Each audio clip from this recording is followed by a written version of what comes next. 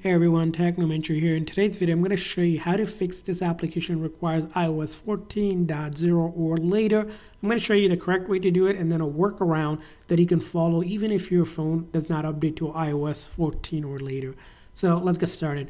Now, obvious and the simple solution would be by going into your setting and then general software update and check if your phone can update to iOS 14 or later version. If it does, you want to go and update it and then you can download the app.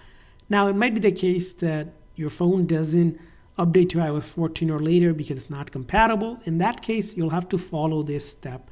The step here, the workaround is that you will need another device, another iPhone or iPad, maybe a family or friends device, so that you can basically sign in with the Apple ID, your Apple ID that you're using on the device that can download here.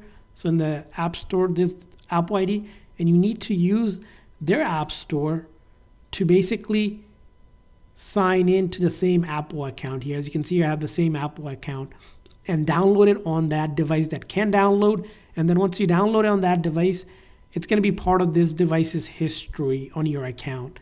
And then you can sign out of the other one.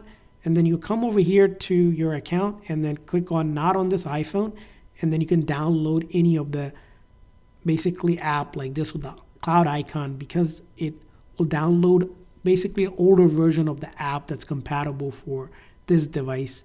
So that's going to be the trick for it. So again, the step here is having another device that can actually download the app that you can download, and then just sign into that account that you're using on that device that can't download, and you search it up and then go ahead and install it there. And then after you install it, if you just sign out of that, it doesn't really matter. They can sign back into their account without any issue.